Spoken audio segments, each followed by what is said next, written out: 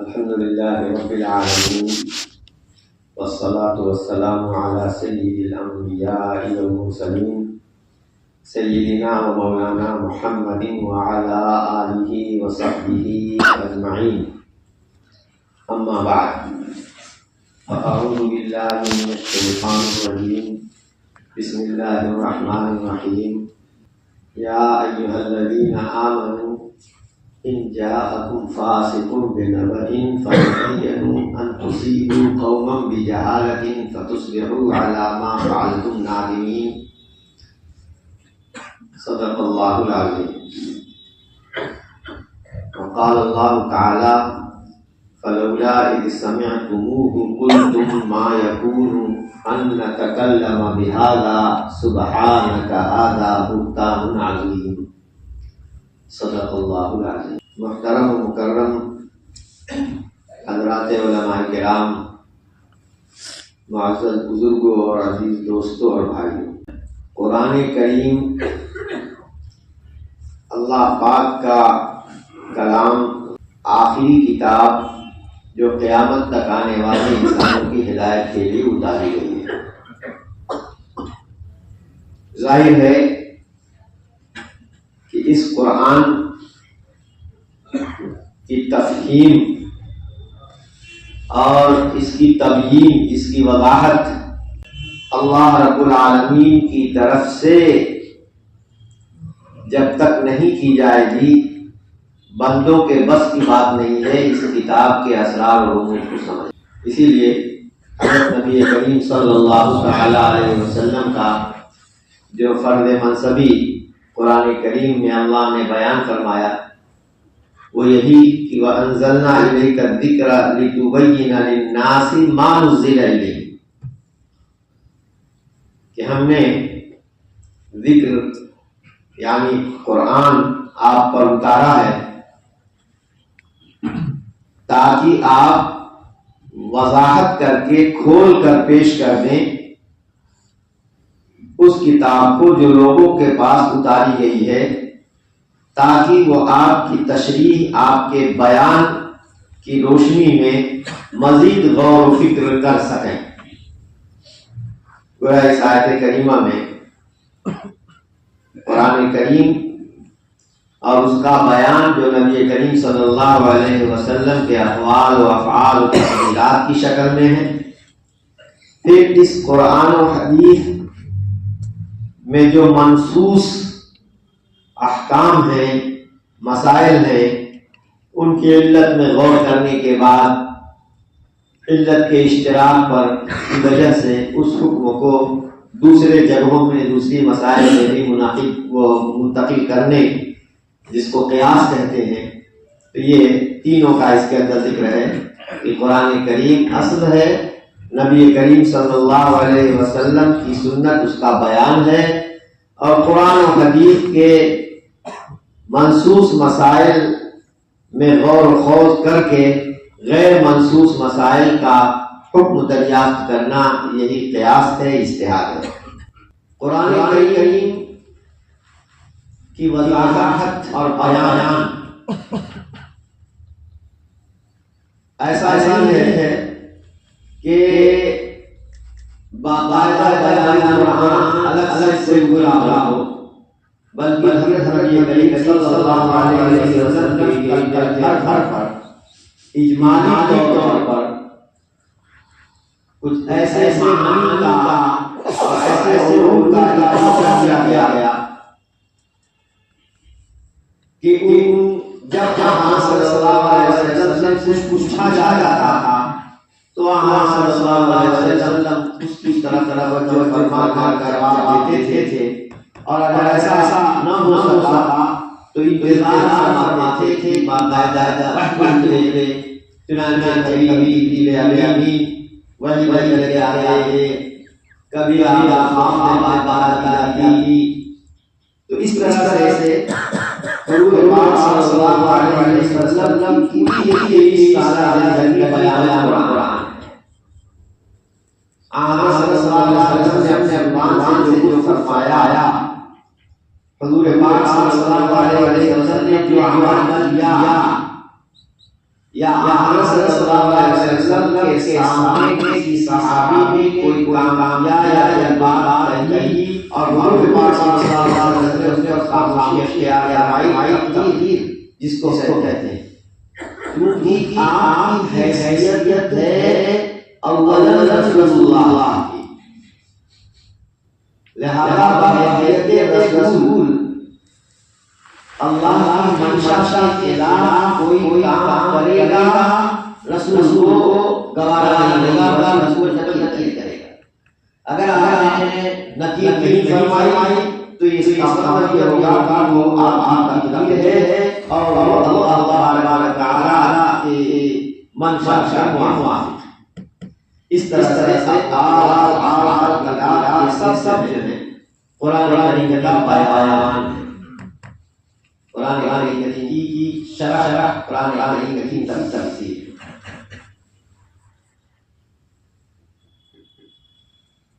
معنی ہے قرآن کریم کا، اور جس طرح اللہ نے قرآن کے الفاظ کی ضمانت دی ہے، اس کے معنی کی حفاظت کا ضمانت کے ساتھ شامل ہے، کیونکہ وہ رسول اللہ والمعنی جميعا، قرآن لفظ اور معنی دونوں کا نام ہے۔ تو اگر صرف الفاظ کی حفاظت کی جائے، معنی کی حفاظت نہیں ہوگی تو حقیقت میں قرآن حفاظت نہیں ہوگی۔ البتہ فرق مراتب ہے۔ قرآن کریم کے الفاظ اللہ رب العالمین کے ہیں، یہ وہ وعدہ ہے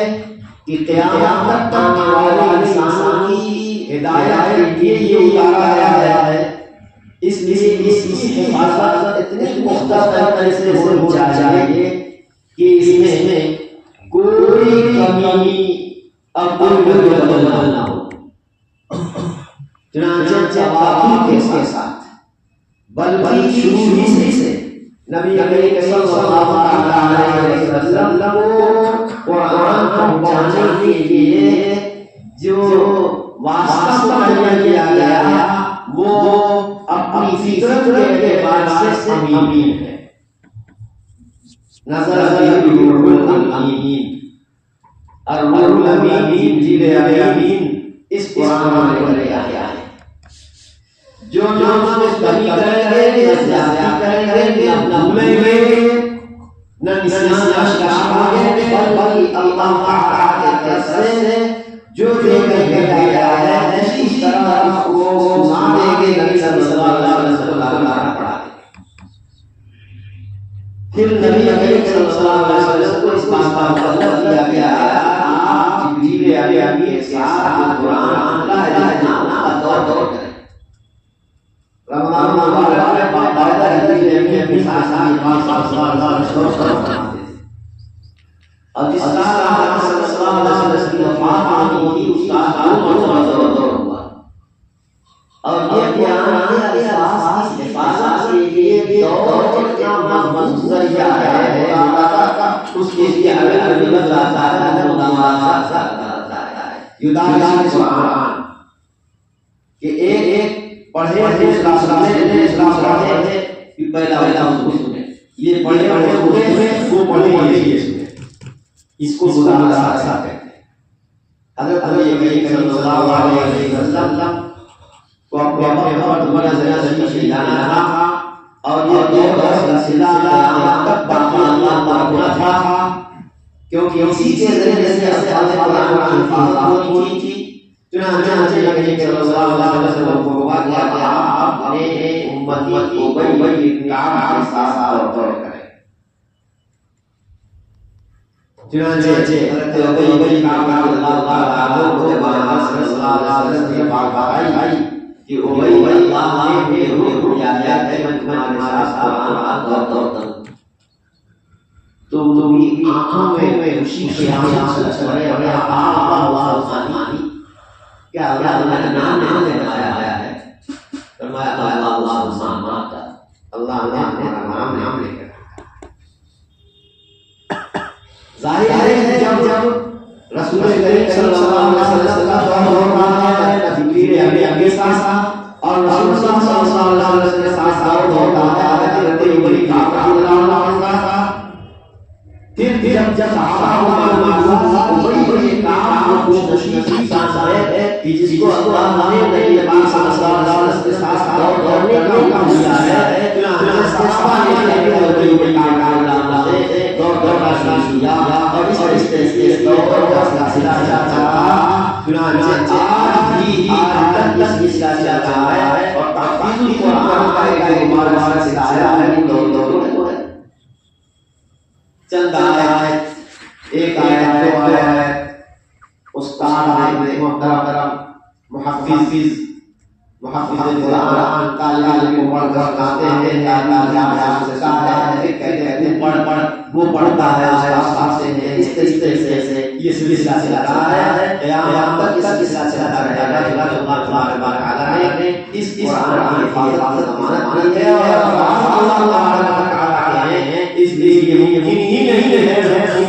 ہے کہ قرآن کا غصہ اللہ پوری امت سے جو ہے چھوٹ جائے اور امت کے پاس نہ رہے.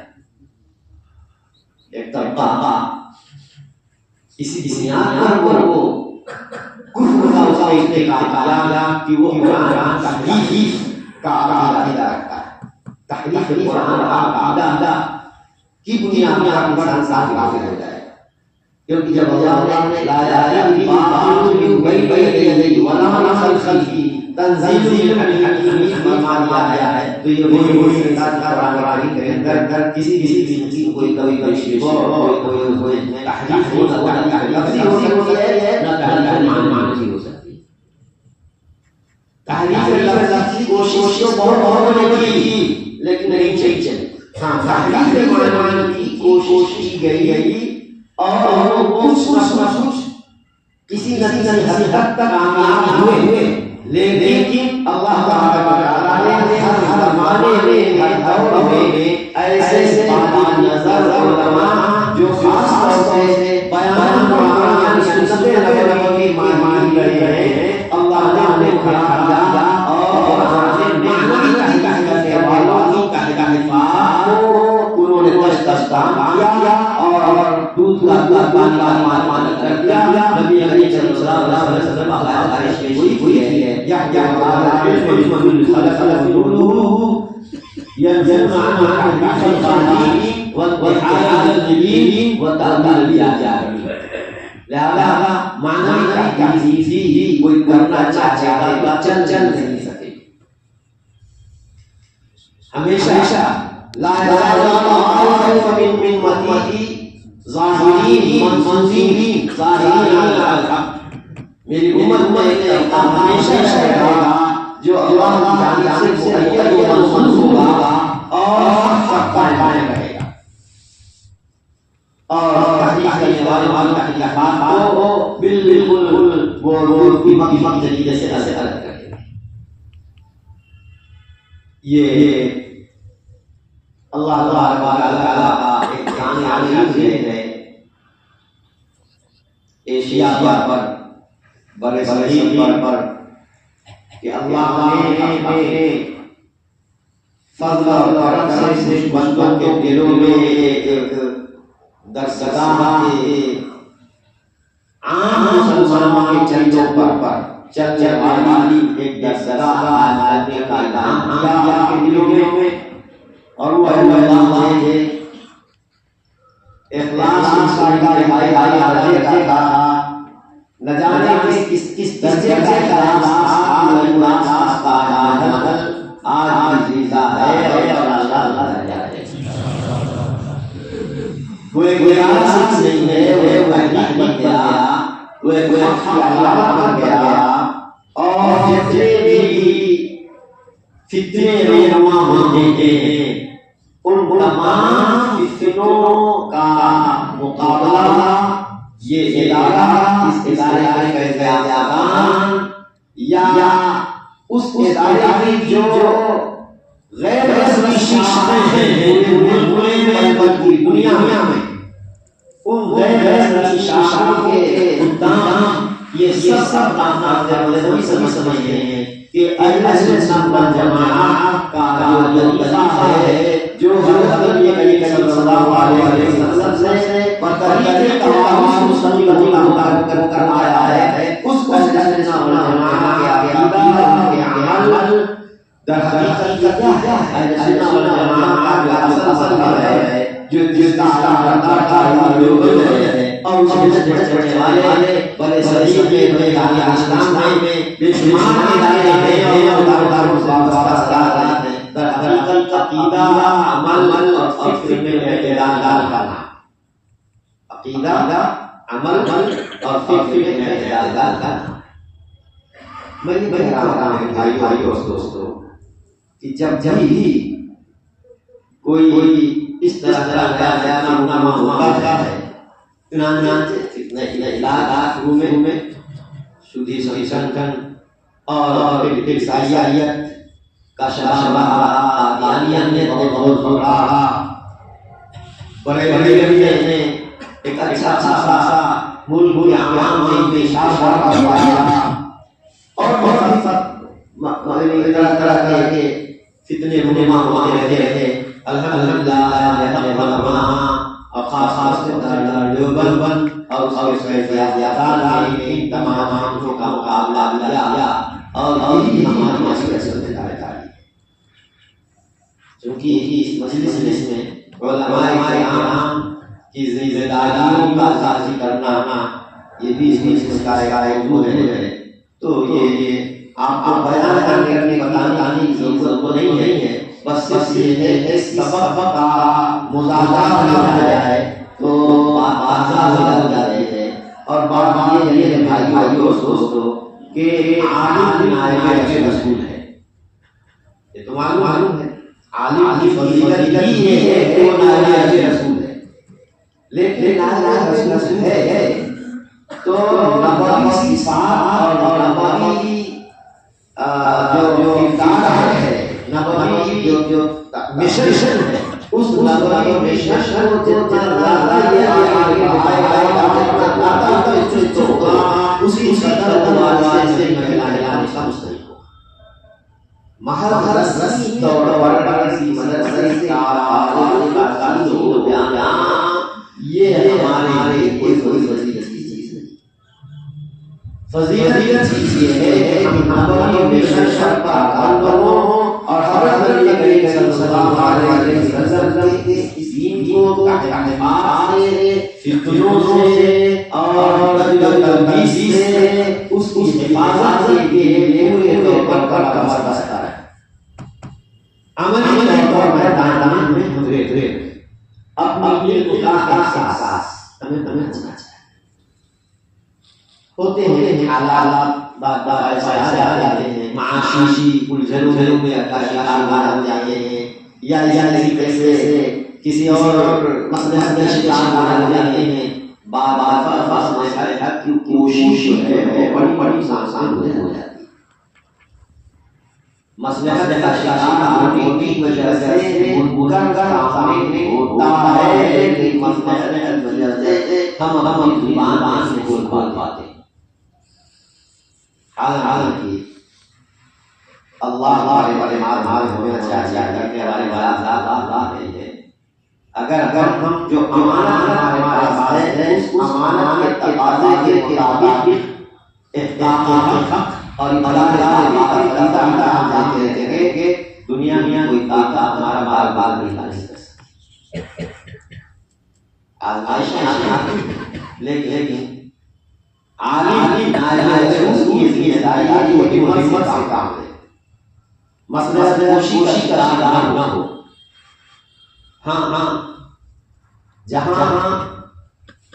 عوام کے ذمہ میں کام اندیشہ ہو، خاص طور سے وہاں راجح منصوبے میں یہ فرضیہ دیا جاتا ہے. امام اعظم رحمۃ اللہ علیہ فرمایا ہے کہ اگر کسی مسئلے کسی صاحب بصیرت عالم ہو کے نزدیک اپنے امام کے مسئلے کے علاوہ دلائل کے ساتھ دوسرے امام کا راجح مانتا ہو کسی صاحب بصیرت عالی کے نزدیک دلائل کی بنیاد پر اپنے امام کا قول مسئلہ کیا ہے راجہ معلوم کا ہو، لیکن اس راجہ پر عمل کرنے عوام کے دلائل نہ ہونے کا اندیشہ ہو تو اس عالم کو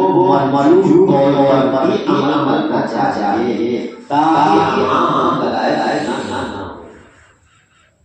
اور یہی وجہ ہے کہ حضرت شاہ اللہ مدنی رحمہ اللہ علیہ حدیث کا سبق پڑھا دیتے ہیں الحنفی عملا والحنفی الشافعی تدریسا۔ عمل کرتے ہیں حنفی کا مطابق کرتے کیوں جس بیان میں کہتے ہیں عمومی طور پر امام ابو حنیفہ مقلدین ہیں۔ اگر جن مسائل حضرت امام ابو اللہ دلائل کے ساتھ دلائل کی امام شافعی یا امام شافعی کا قول رہا، لیکن بھی صرف 10 کی حکم رہتا تھا، اس راجے پر عمل نہیں کرتے تھے۔ وجہ یہ ہے کہ عمل کرنے لگے لوگ دیکھے تو اس طریقے سے عوام میں ہلچل ہوئی اور ایک چلا گیا، لوگ فکر میں گرا۔ اسی لیے انہوں نے بتایا ہے وہ احمد ولی اللہ الحنفی اس کے ساتھ ہے الحنفی عملا والحنفی الشافعی تدریسا، کہ عمل کے اعتبار سے تنفی ہو اور حنفی شافعی تدریس کے اعتبار سے ہو۔ کہ کبھی کبھی مسئلے میں حنفیت کے مسئلہ کو آگے کرا دیتا ہوں اور کبھی شافعیت کے مسئلے کو آگے کرا دیتا ہوں، عمل کرتا ہوں عمل پر لا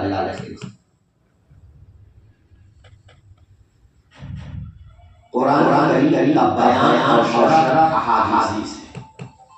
میں یہ کہہ رہا تھا کہ قرآن کی حفاظت کا جو انتظام کیا گیا مضبوط،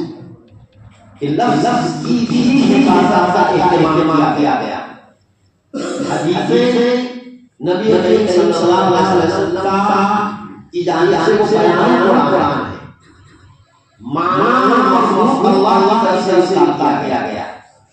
اور اس کو آن صلی اللہ علیہ وسلم اپنے الفاظ میں بیان کیا۔ یہ الفاظ حدیث اللہ تعالیٰ کی طرف سے نہیں ہے، مضمون اور معنی اللہ کی طرف ہے، تعبیر رسول اللہ صلی اللہ علیہ وسلم کی ہے۔ پھر وہ ایسی تعبیر نہیں ہے کہ اس کی پابندی ہر سے والا پر لازم ہو، بلکہ اس مضمون کو حذف کر کے دوسری تعبیر میں، کیونکہ عربی زبان کے اندر بڑی یعنی گنجائش ہے اور عربی زبان کے اندر بڑی خصوصیات ہیں کہ ایک مفہوم کو مختلف تعبیرات سے ادا کیا جا سکتا ہے۔ ایک مفہوم کو مختلف بات مختصر ہے، اس کو لمبا میں ایک تعبیر کو دوسری تعبیر میں حل کیا جاتا ہے اور مضمون کو مشترک رہتا ہے۔ مثال کے طور پر ایما یعید بغا فقہورا، ایما یعید بغا فقہورا، یہ لفظ ہے اور اس کا حقیقت یہ کوڈ کیا گیا ہے واقعے سے کہ آقا صلی اللہ علیہ وسلم کہتے ہیں وہ کچھ بچے ایک بکری کا بچہ بکری کے پیچھے جا رہے تھے، تو آقا صلی اللہ علیہ وسلم آیا اللہ ایسا نہیں دیا کہ ہمیں یہ اور کو دبات دے دیتے اور پھر اس کو خاص مہمان لاتے مشکل بنا لیتے۔ یہی بات ہے، اسی کو راوی نے اپنے الفاظ میں بیان کیا کر دیا۔ اللہ پاک صلی اللہ علیہ وسلم نے جس چمڑی جائے وہ داغداری کیوں ہو، اس کی جب اجازت دی جائے گی تو وہ پاک ہو جائے گا۔ تو مضمون دونوں کا ہے، تعبیر زمین آسمان کا فرق ہے۔ تو اس طرح سے بہت سی آیات ہیں کہ نبی کریم صلی اللہ علیہ وسلم زبان مبارک سے بات لی ہے اور صحابی نے اس کو سنا تو چونکہ آقا صلی اللہ علیہ وسلم کا قولاً فعلاً منشا معلوم تھا کہ بالکل اسی لفظ کا بھی پابندی ضروری نہیں ہے، اس لیے وہ اپنے الفاظ بیان کرتے تھے۔ صحیح روایت صحیح یہ ہے کہ اذا اخذتم المعنى اذا بينتم اللفظ واخذتم المعنى فخرج او كما قال، کہ اگر تم نے لفظ بدل دیا لیکن معنی ادا کیا تو اس میں کوئی نہیں۔ تو زیادہ جو احادیث اور روایات نبی کریم صلی اللہ علیہ وسلم کی احادیث تک پہنچی ہیں اس بالمعنی روایت ہے۔ یہی وجہ ہے کہ حافظ سلام اللہ علیہ کی متواتر لفظ حدیث کوئی شاید روایت ہے الا یہ کہ علی عمدن کے سلسلے میں دعویٰ کیا جائے تو وہ لفظی بات ہے، ورنہ نبی تواتر عملی تواتر مشترک بہت ہے، لیکن لفظ کے ساتھ آقا صلی اللہ علیہ وسلم نے ایک تعبیر میں فرمائی ہے اور وہی تعبیر امت پر تمام افراد جتنے لوگوں نے اس کو نقل کیا ہو ایسا کم پایا جاتا ہے۔ من بلغ علیہ محمد صلی اللہ علیہ وسلم سے اگر یہ دعویٰ کیا جائے تو کسی حد تک تسلیم ہے۔ بہرحال تو بات یہ ہے کہ نبی کریم صلی اللہ علیہ وسلم احادیث معنی قرآن کا اور یہ ہے جو قرآن کی حفاظت جو زمانہ بنا کے لیے ہے وہ بھی شامل ہے حدیث سے بھی، البتہ فرق مراکز کے ساتھ، فرق مراکز کے ساتھ الفاظ کی حفاظت زمانہ مانی گئی ہے، معنی کی حفاظت زمانہ مانی گئی ہے، اور یہی وجہ ہے بات حدیث کے مضمون کو بیان کرتا ہے اور اپنے انسان کو تعبیر بدلے ہوئے سمجھتا ہے کہ یہ مضمون غلط کر دیا، لیکن انسان نہیں ہے، غلطی ہو سکتی ہے، اس لیے اس حدیث کو اور روایت کرتے ہیں ان سب کو اللہ سامنے رکھنا ہوگا تاکہ یہ لفظ جو ہمارے سامنے ہے یہ لفظ شاہ ہے یا نہیں ہے، جب تمام روایات کو سامنے کر سکتے کہ آخر موازنہ نہیں کیا جائے گا اور اسے اقوال سے موازنہ لیا جائے گا، تب تک جو ہے یہ بات واضح نہیں ہوگی کہ منشأ نبوی کے مطابق کون سا لفظ ہے۔ اس میں کوئی شبہ نہیں کہ نبی صلی اللہ علیہ وسلم سے سند کے ساتھ حدیث نقل ہوئی اور باقاعدہ نبی صلی اللہ علیہ وسلم کے زمانے میں صحابہ کہتے تھے بھائی ہمارے تو نہ جھوٹ بولتے تھے نہ جھوٹ جانتے کیا چیز ہے، اگر ہمیں صلی اللہ علیہ وسلم کوئی بیان کرتا تھا تو ہم اس کو بیان کرتے تھے، اس میں بات کو کرنے کو نہیں سمجھتے، جیسے رضی اللہ تعالیٰ عنہ نے حضرت فضل اپنے پاس سے ایک حدیث سنی کہ صاحب اگر کسی کو جناب صبح ہو گئی تو روزہ نہیں ہوگا، صبح ہو گئی تو روزہ نہیں ہوگا، بیان کرتے تھے۔ تو مجھے پوچھا گیا کہ آپ سے یہ بیان کی تو کہا بات ہے بیان، تو صحابہ کلہم عدول سارے عادل، جب ایک صحابی ہوئی نبی صلی اللہ علیہ وسلم کے حوالے سے بات کرتا تھا تو وہ صحابی اس کی صداقت، عدالت اور دیانت حفظ اس سب میں اس کی تحقیق نہیں کرتا تھا، ڈائریکٹ صلی اللہ علیہ وسلم کر دیا کرتا، لیکن بعد فتنوں کا دعا اور بدعات کا خوارج، یہ خوارج کا تعلق ہے، پہلے دعوات اعتبار پھر شامل نہیں پھر اور یہ مسئلہ ہوتا گیا، تو ہوا یہ کہ جو نئے غلط بلے تو ہر نظریے کا داعی اتنا کرنے لگا کہ نبی کریم صلی اللہ علیہ وسلم جان باتیں پڑھ کے بھی حدیث کو پیش کرنے لگا. چنانچہ جب یہ صورت آئی تو باقاعدہ سند کو ذکر قرار دیا گیا. چنانچہ امام بصری اللہ علیہ اور آپ یہ بھول بھائی دے کون بیان رہا ہے, کون بیان رہا ہے سند, تاکہ ہر شخص جو کوئی بات بیان کرے نبی صلی اللہ علیہ وسلم کے حوالے سے وہ قابل قبول نہیں ہوتی. چنانچہ سند کے ساتھ اسناد بنی امام اللہ مبارک اللہ علیہ کا فرمان ہے کہ الاسناد بنی سند سے صحیح بیان کرنا کا حصہ ہے. اور اپنی طرف سے انہوں نے سند ضرور قرار دیا. اللہ تبارک نے اور خود نبی صلی اللہ علیہ وسلم نے ایک اشارہ دیا ہے. میں نے جو ہے میں پڑھنا یا خاص میں نہ بھائی اگر ایسا شخص جو عمل کے اعتبار سے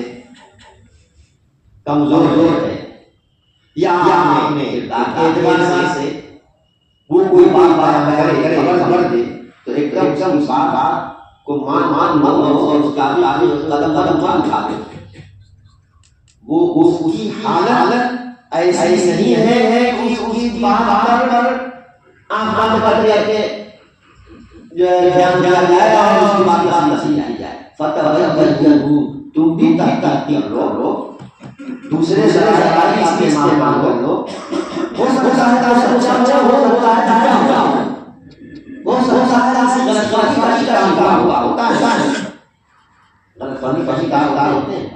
کہتا ہے اپنے آنکھ سے دیکھا کہ اس نے فلانے کو کیا ہے, لیکن اس کے باوجود نہیں ہو سکتی ہے. ہو سکتی ہے. ایک آدمی امام شافعی اللہ علیہ سے ایک آدمی نے پوچھا یہ خبر واحد کو حجت کیوں مانتے ہو, خبر واحد کو حجت کیوں مانتے ہو؟ تو انہوں نے کہا کہ اللہ تعالیٰ نے ماننے والوں کا حکم دیا ہے. کہاں اللہ ماننے والوں کا کہاں؟ دیکھو اللہ تعالیٰ کہتا ہے بس شہید نہیں اپنے دو مردوں سے کو شہید بنا لو. اشہد بغیر علم منکم, کیا خیال ہے تمہارا کہ ایک شخص مقبول ہے اور ایک شخص پکڑ دیا گیا, دو گواہ دے رہے تھے کہ ہم نے اپنے آنکھ سے دیکھا ہے شخص نے اس کو کیا ہے اور اس کا مال اس نے اپنے ہاتھ میں لیا ہے. کیا خیال ہے, کیا کرو گے؟ کہا میں ان کی گواہی کر لوں گا اور مقتول پر جو ہے جس کے خلاف گواہی ہے احساس کو ختم کرا دوں گا اور جو اس کے پاس مال ہے وہ مقتول کروں گا. کیوں یہاں ایسا نہیں ہے کہ واقعات قتل کرنے والا کوئی اور آدمی ہو اور وہ کرتے دروازے سے گیا. یہ اچانک صبح آیا اور اس نے اس کو کرتے ہوئے دیکھا اور لیا اور چھینا چھینے اس کو اخبار والے ہاتھ میں لگ گیا اور اس کے پر حملہ کیا کہا چھینا اور وہ کسی چھینا کیا اور چھینا نے اٹھا کے خنجر ہاتھ میں لے لیا, کپڑے مارے چہرے پر مارے, اصل کو گیا پھر دعا کیا یا مکرم ہے اور سامنے اللہ جل ہے اور ہاتھ کپڑوں پہ رکھ خون لگا ہے. اس کو نہیں ہوگا احتمال ہے نا, لیکن یہ اس احتمال کے باوجود بھی اگر دو شخص دے ہیں تو ظاہر ہے کہ ہم فیصلہ کریں گے. اس لیے اگر خلاف گواہی ہے تو گواہی قبول کیا جائے گا. غلطی کے امکان کے باوجود بھی ماننے والا کی حقیقت کے ہمیں علم حاصل ہو رہا ہے. اس لیے حدیث کو بیان کا ہے، چاہے وہ اکیلا ہو یا نہ ہو، اور قرآن ہو یا بنیاد پر بھی صحیح بیان ہے تو ہم کریں گے بشرط کہ اس سے زیادہ مضبوط دلیل خلاف نہ ہو. جیسے کہ ہم کا مسئلہ ہے اس احتمال کے باوجود بھی دونوں گواہوں کی روایات پکڑ کے اس کے مطابق فیصلہ نہیں کر سکتا، جبکہ اس کے اندر احتمال موجود ہے. تو معلوم ہوا کہ دلیل زنی پر عمل کرنے کا حکم اللہ نے دیا ہے، تو خبر واحد جو مستشفی شرائع سے صحت ہے مفید زن ہے، اس کے باوجود بھی وہ واجب العمل ہے، اس کے باوجود بھی وہ واجب العمل ہے. بہرحال تو میں یہ کہہ رہا ہوں کہ چونکہ حدیثوں کا معاملہ اخبار متواتر ہے،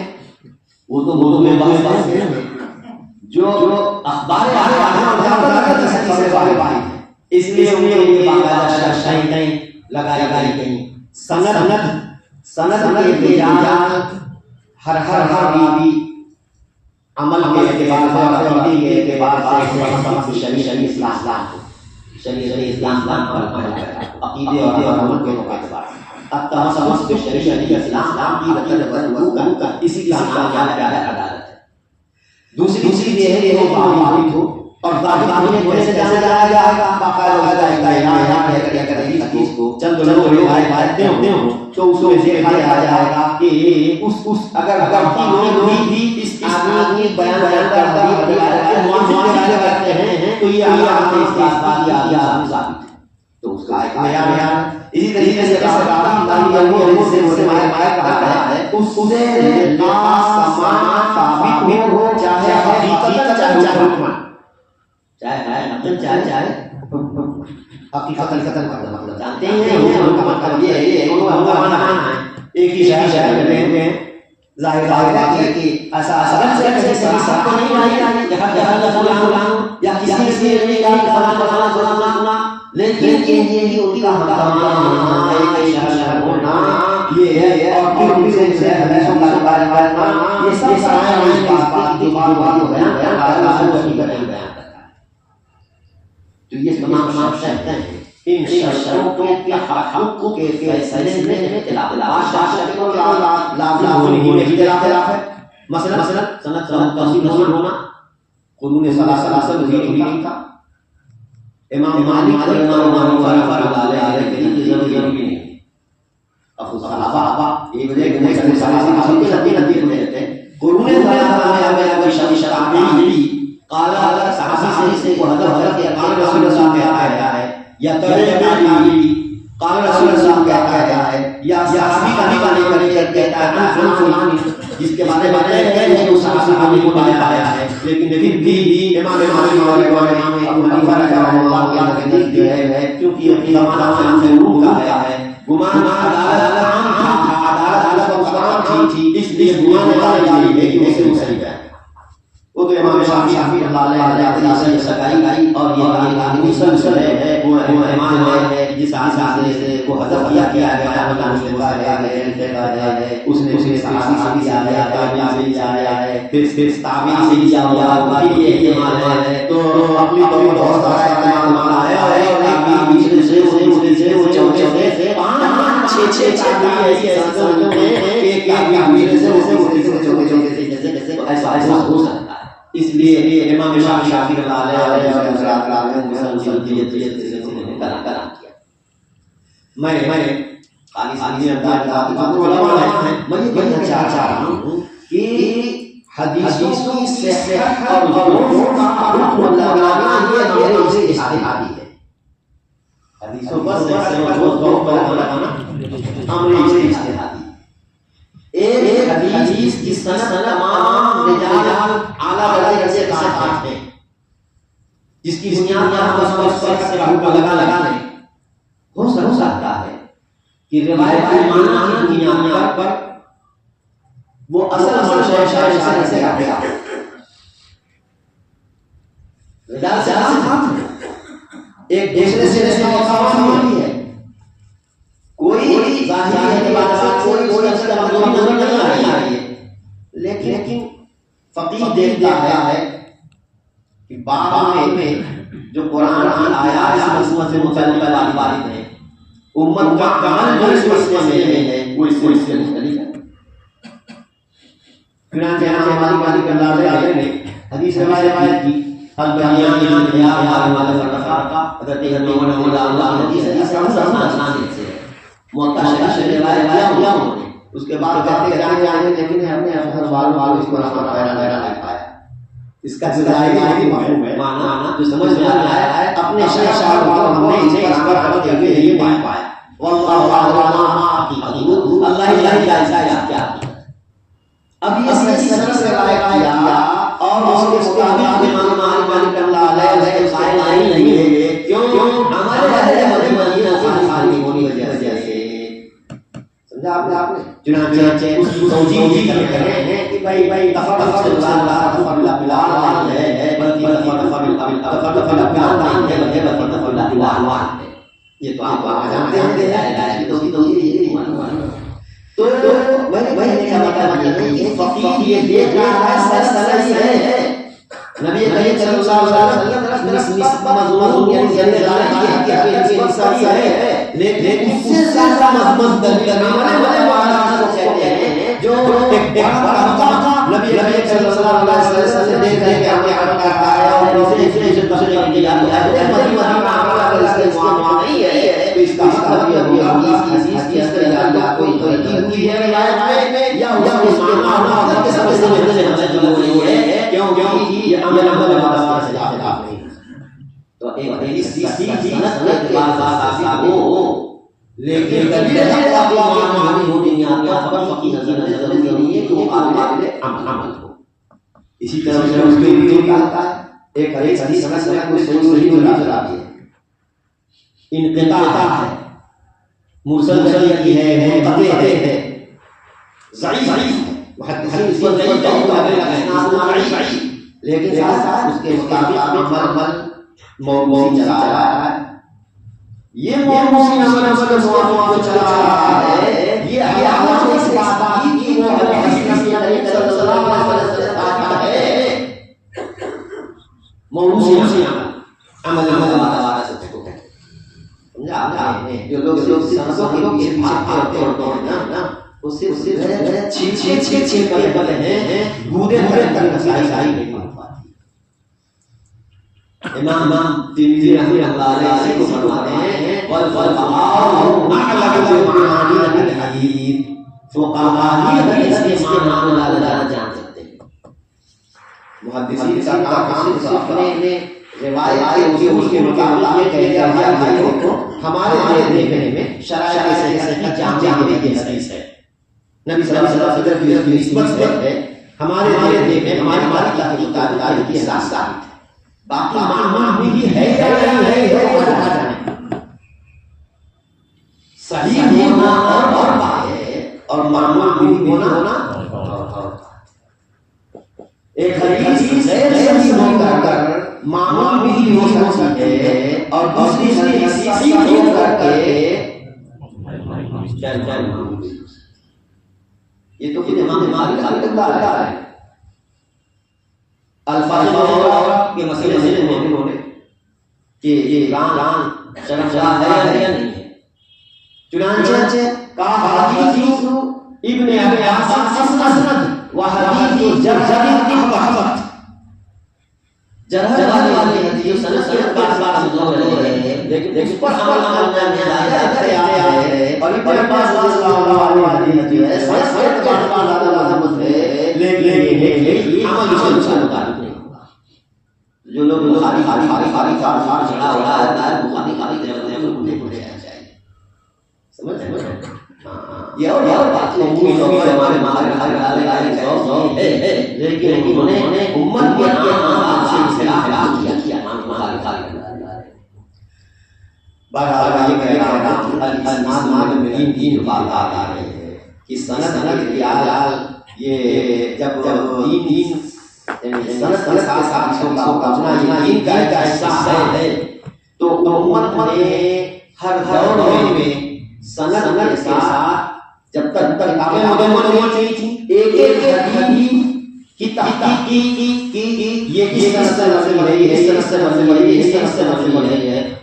اس کے ضرور اکٹھا کرتے تھے اور اس کے بعد بار اسناد کرتے تھے. چنانچہ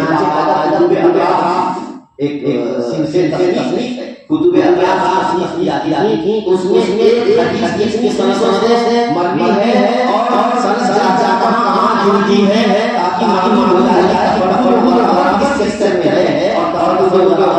کس حصے میں کون سا حصہ کا تفرد ہے. اس کے لیے باقاعدہ کتب اطراف تصنیف نہیں اور ایک حدیث ایک عام سند ہے تو ان کو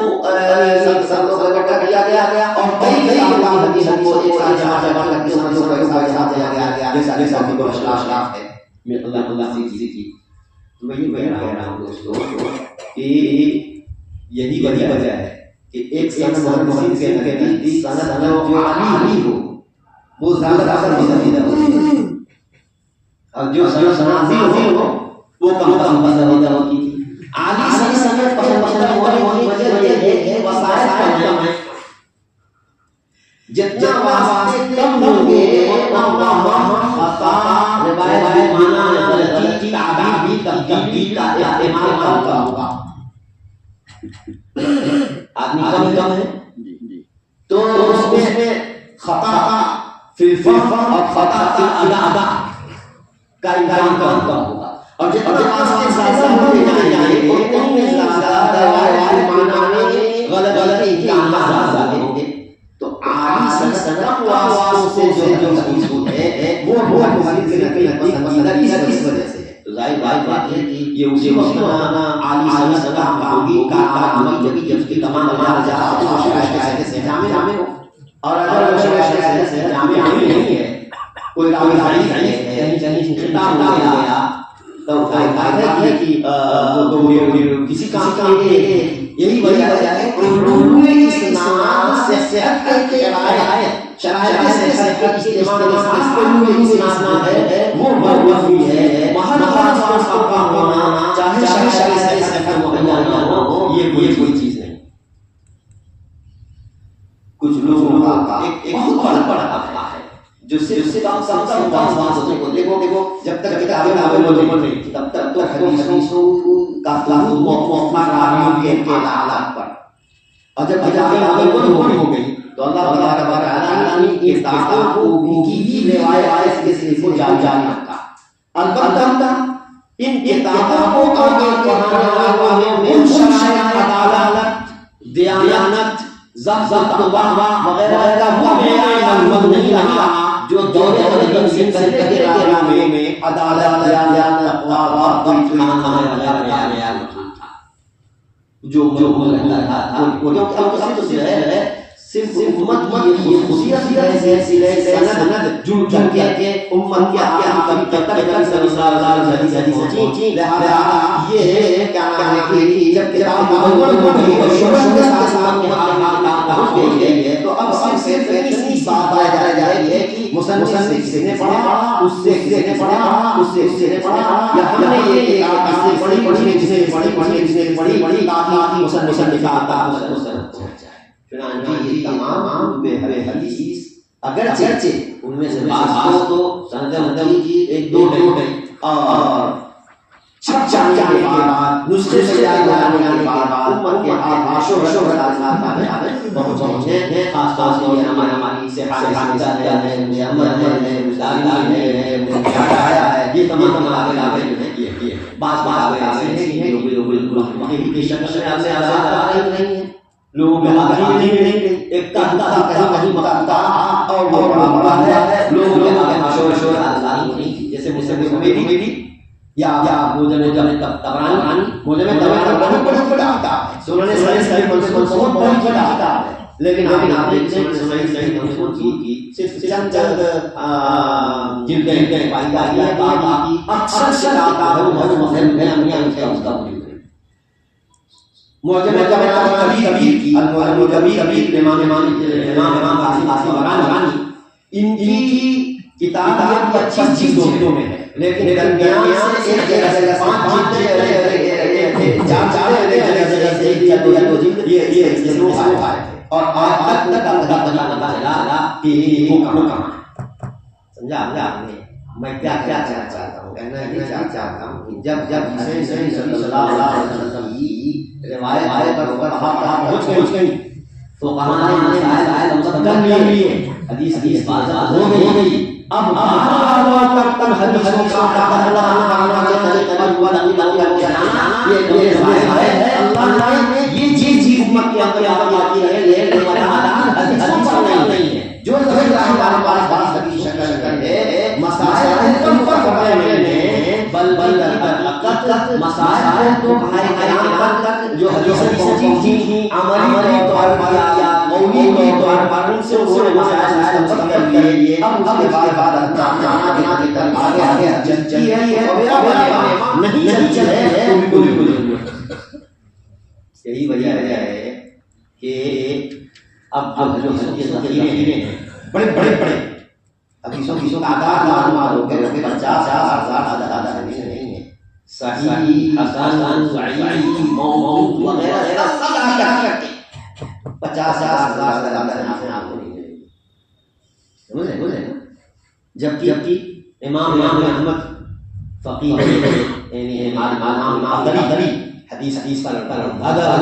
نظریہ اور حدیث اتباع سنت کی اتباع میں بہت زیادہ حدیث اتباع کے ان سے پوچھا گیا کہ اگر حدیث ہیں حدیثوں کا سوال کیا ہو جائے گا کامنا 2 لاکھ کہا جینا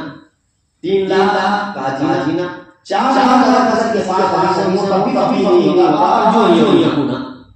ہو سکتا ہے 4 لاکھ سے تو وہ ساتھ گانے کبھی کرے گا. اسی طریقے سے جو بڑی تعداد حدیثوں کی نقل آ رہی ہے کہ تعداد حدیثوں کو بخاری لا رہے ہیں 2 لاکھ میں 1 لاکھ حدیث سے جائے اور 2 لاکھ سے وما ذکرت فی هذا الكتاب اس کتاب میں صحیح لکھے ہیں. بتائیے کہ صحیح حدیث کا بتا رہے ہیں اور صحیح حدیثیں ہیں آپ دیکھ رہے ہیں کہ مقررات سمیت ہیں وہ 7,000 اور مقررات 4,000 96,000 سے یا 93,000 سے کہاں گئی. ظاہر کتابی کڑی پڑی کتاب تعداد کا یہ کئی سنت سے بھی الگ معلومات آتا ہے. اسی طریقے سے حدیثوں کے حدیثوں میں صرف نبی صلی اللہ علیہ وسلم کے احوال کا معلوم نہیں ہے بلکہ نبی کریم صلی اللہ علیہ وسلم سے صحابہ کے اعمال صحابہ کے احوال یہ سب حدیثوں میں شمار کرتے تھے. اس طرح سے اگر لیا جائے گا میں یہ کہہ رہا ہوں دین جو غیر دنیا ہے عام طور پر سیاست یہ دنیا ہے کوئی اس پر آپ حکم شرع کو منحصر کرو. سمجھا آپ نے حالانکہ اس طرح کا شرع ہو گے بہت مسائل میں آپ کو دلیل نہیں ملے گی. بہت مسائل میں آپ کو حالانکہ مسئلہ نبی کریم صلی اللہ علیہ وسلم زمانے سے لے کر آج تک ہمارے ساتھ چلا رہا ہے. مثال کے طور پر جیسے رمضان مبارک میں تراویح میں ایک ختم کرنا یا سننا سنت مؤکدہ ہے. کوئی حدیث ہے کوئی حدیث ہے کتاب سوائے اور نہیں معلوم ہوا کہ لا تستجیبوا فرمایا ہے کہ امت نہیں سک سکتی. لہذا نبی صلی اللہ علیہ وسلم کوئی سند اور کوئی حدیث نہیں ہے کیونکہ کتابوں میں موجود ہے یہ موضوع بتا رہا ہے کہ صاحب رکعات کی نماز رکھتے ہیں اور تراویح کی نماز ہے اور تراویح میں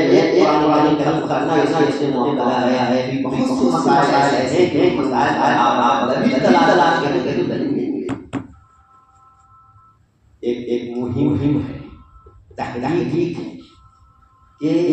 تشکیک کا شکار کرو، تشکیک امت میں شک پیدا کر شک لاؤ تاکہ قرآن کریم معاف کیا جائے۔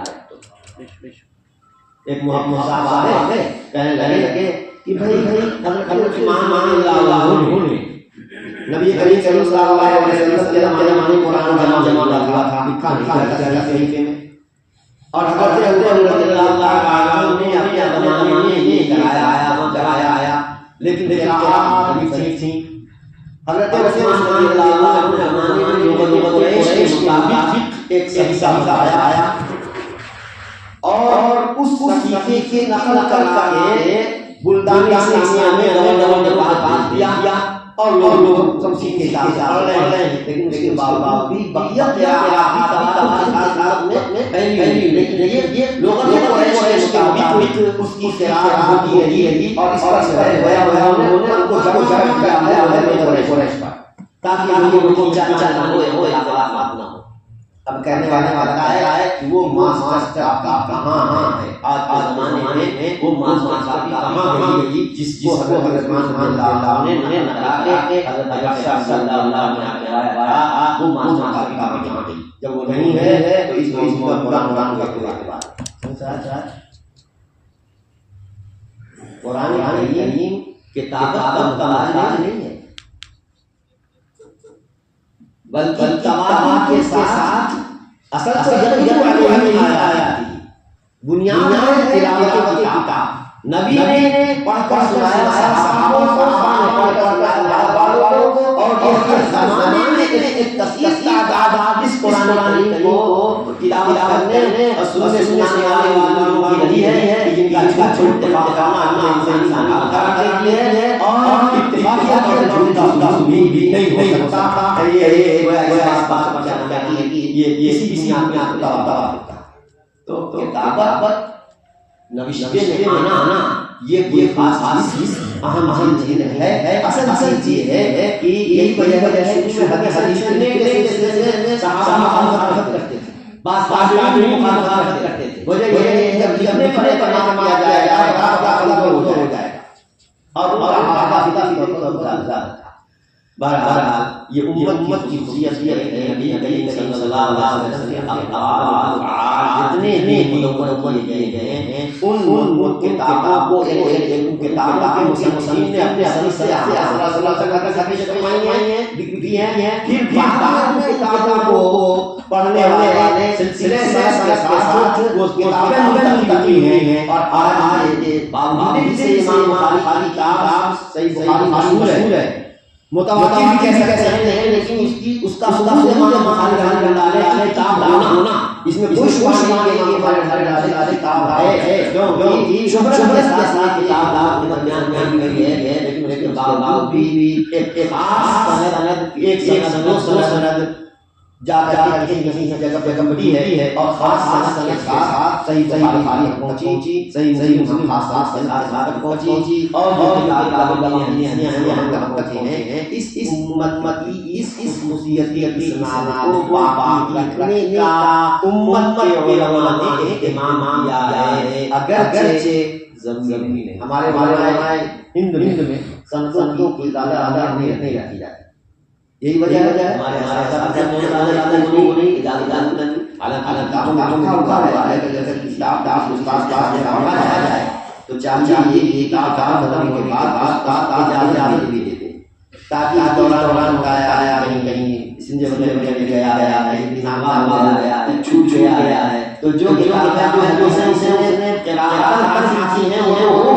کچھ ایسی تھی ان کی قراءت نہیں ہو سکتی ہے تو اس استاد نے طالب کی لیاقت پر اعتماد کرتے ہوئے اجازت دے دی، یہی اس کا میں نے روایت کیا ہے، اس کو ریاست سے روایت کرنے کی اجازت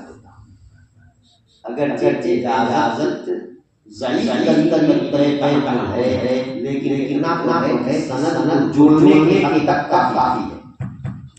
کو جوڑنے تک کافی ہے، اس لیے یہ کہتے ہیں کا سلسلہ یہ رہا ہے، اور اسی بنیاد پر ہمارے ان دوستوں نے یہ اجازت دی